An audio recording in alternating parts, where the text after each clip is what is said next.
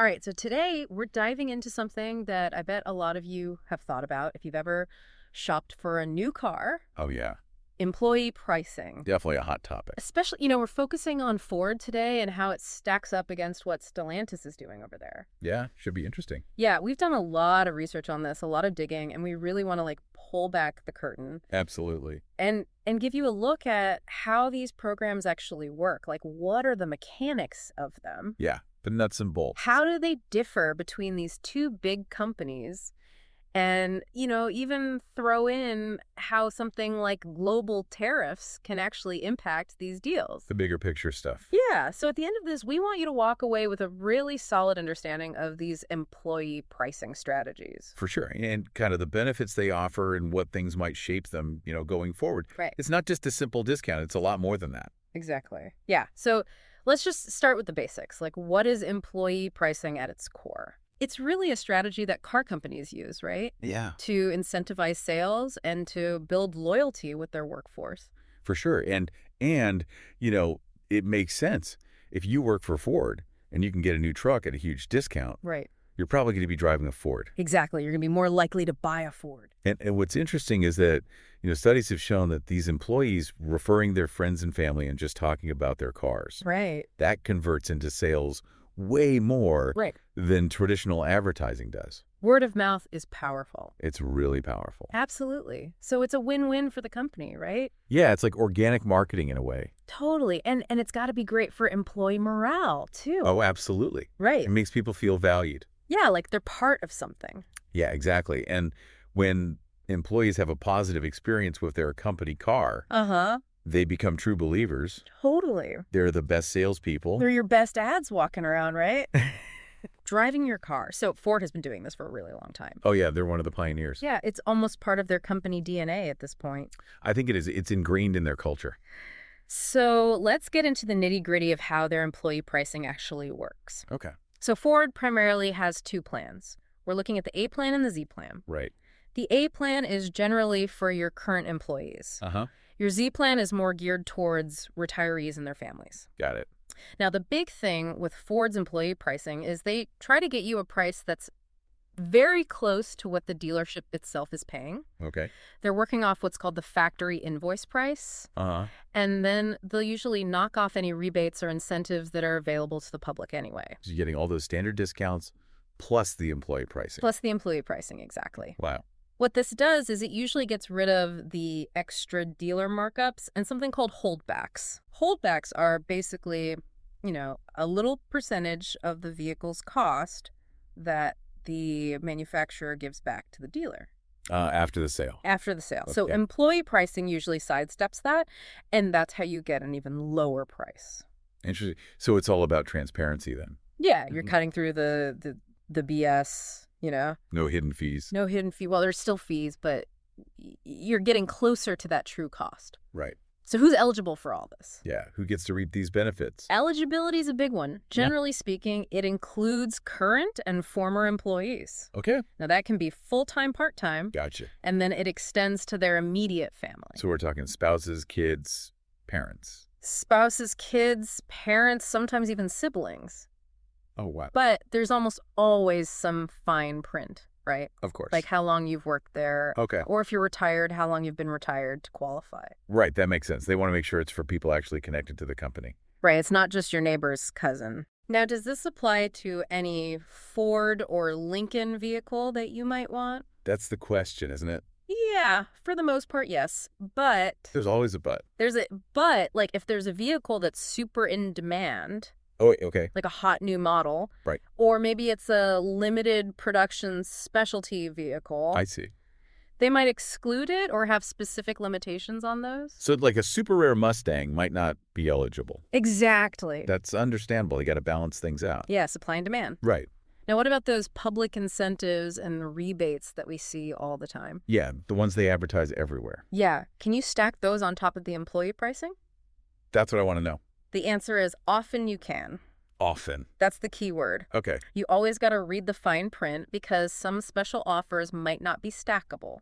So it's not a guarantee. Not a guarantee. Got it. You really have to do your homework and look at the different combinations and see what actually gets you the best price. Yeah. Shop around. Now, even with employee pricing, you're still going to have those standard dealer fees, right? Okay. You're still going to have documentation fees, taxes, registration costs. So it's not a completely free car. No. You still got to pay the government their share. Right. And what about leasing versus buying? Good question. Employee pricing usually applies to both, Okay. but how the discount is calculated and how much you actually save could be different. Interesting. So leasing might have a slightly different benefit than buying. Right, because leasing has a different set of financial calculations. Makes sense. And then the last thing is there's usually a limit on how many vehicles you can get with employee pricing each year. Oh, okay. Is there a quota? Yeah, there might be some limits in place. So you can't just buy a fleet of F-150s? Yeah, no, you can't buy the whole dealership. Right. It's usually to prevent any reselling or abuse of the program. Makes sense. Okay, so that's a pretty good overview of how Ford's employee pricing works. That's really helpful to understand. Yeah, but now let's switch gears and talk about Stellantis. Okay. This is the group that has all those brands like Jeep, Ram, Dodge, Chrysler, Fiat, Alfa Romeo. Yeah, and all the European ones too, like Peugeot, Citroën, Opel, Vauxhall. Yeah, they've got a huge portfolio of brands. It's massive. And of course, they have their own employee pricing programs as well. Right.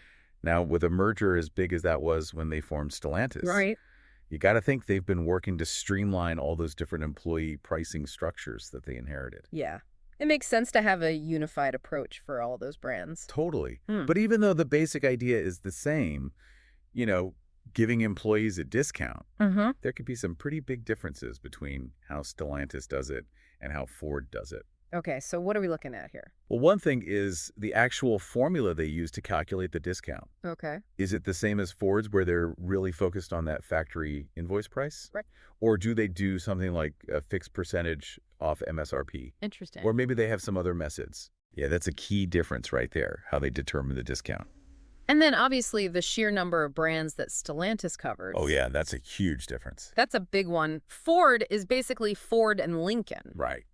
But Stellantis employees have access to a way bigger pool of vehicles. Yeah, they've got trucks, SUVs, luxury cars, economy cars, everything. Exactly. So that's a big advantage for Stellantis employees. For sure. More options. Now, the eligibility rules could also be different. Okay.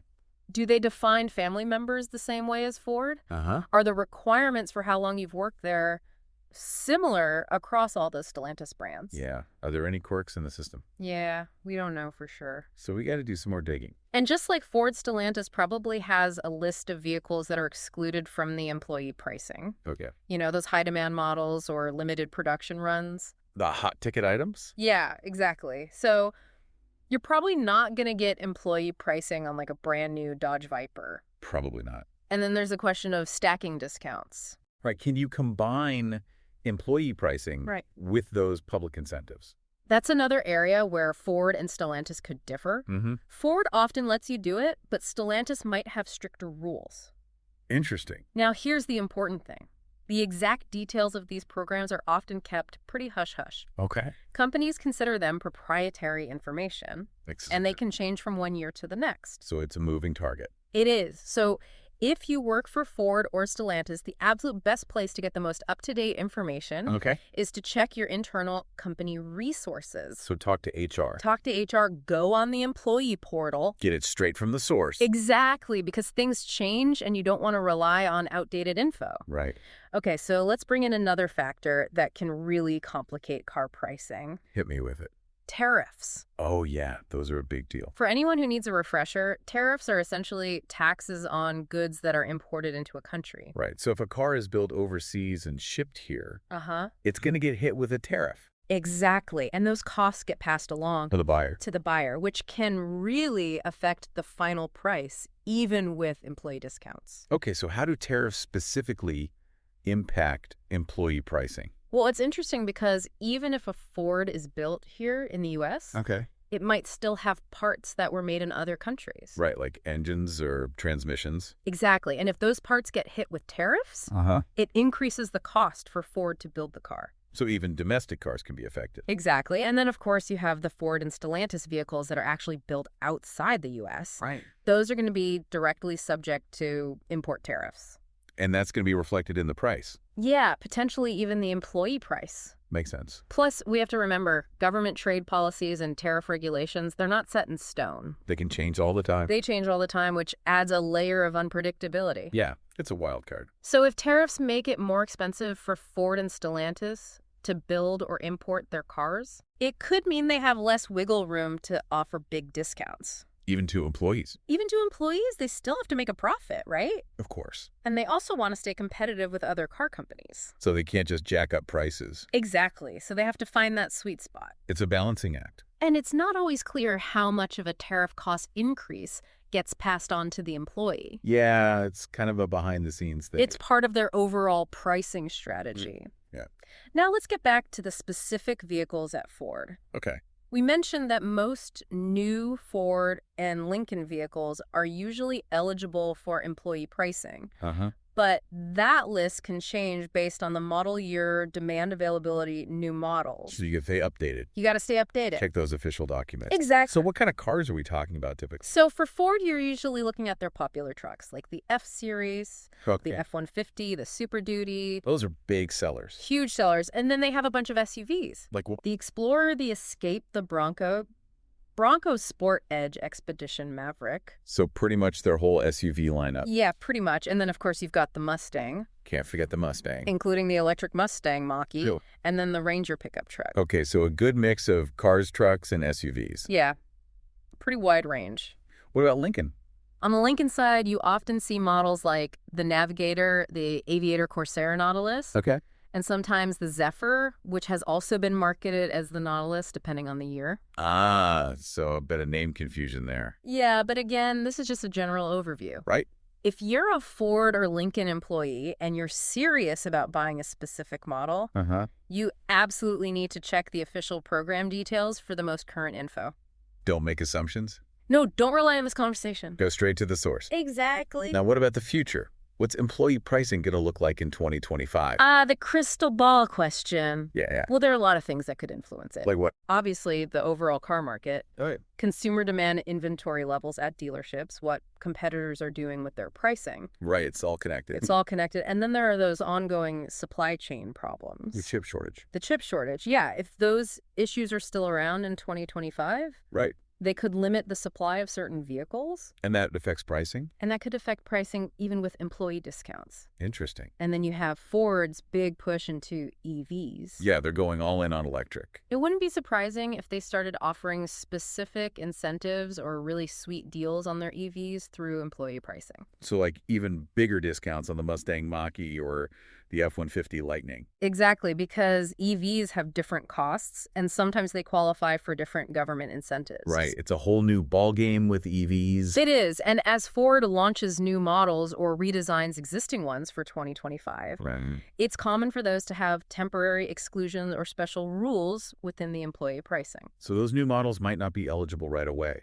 Exactly. Okay. And then there's the competition. What are Stellantis and GM doing? Yeah, Ford's got to keep up with the Joneses. They do. They want to be competitive. They want to attract and retain talent. So they offer a good package. So we can't say for sure what 2025 will bring. Right. But Ford's employee pricing is likely to remain a pretty valuable perk.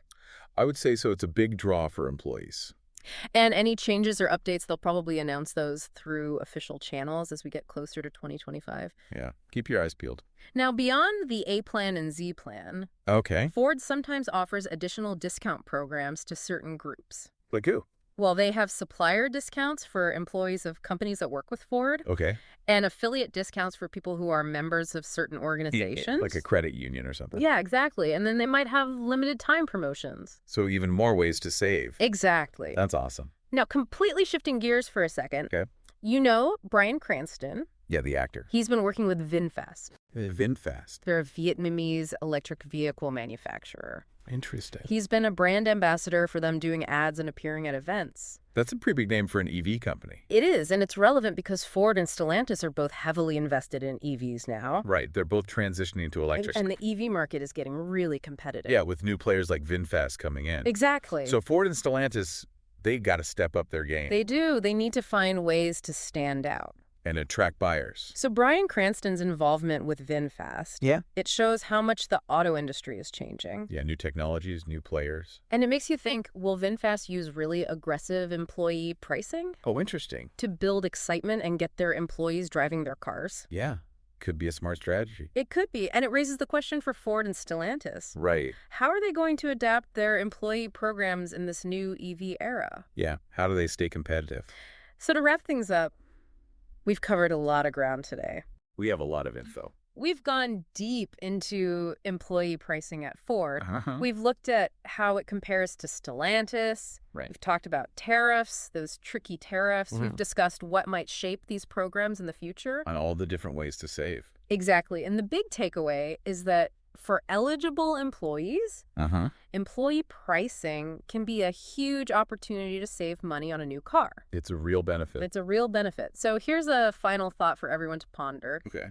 As the world goes electric, how will employee pricing and benefits change even more? That's a good question. Will we see even better incentives to get people into EVs? Interesting. And how will these long-standing programs at Ford and Stellantis compete with what the newer companies are doing? Yeah. How do they stay ahead of the curve? It's going to be fascinating to watch how this all unfolds. Absolutely. This industry is changing fast. It really is. We'll have to revisit this topic in a few years. For sure. Keep an eye on the road ahead. Thanks for joining us today on The Deep Dive. It's been a great conversation. We'll see you next time. Today is your lucky day. Today is the day that our $3 website works for you, paying you directly to your PayPal daily. Imagine $3 ongoing continuous payments to your PayPal account. Imagine falling asleep and waking up to $300 in your PayPal account. How would this make you feel? How could this help you? What bills could you pay? What kind of fun could you have? What does that retirement look like now? All for a one-time payment of $3. This website is DFY done for you, fully built and completely hosted, and never stops collecting payments for you. You have spent $3 on coffee on a regular, but that coffee won't help you create multiple streams of income. Click the link below.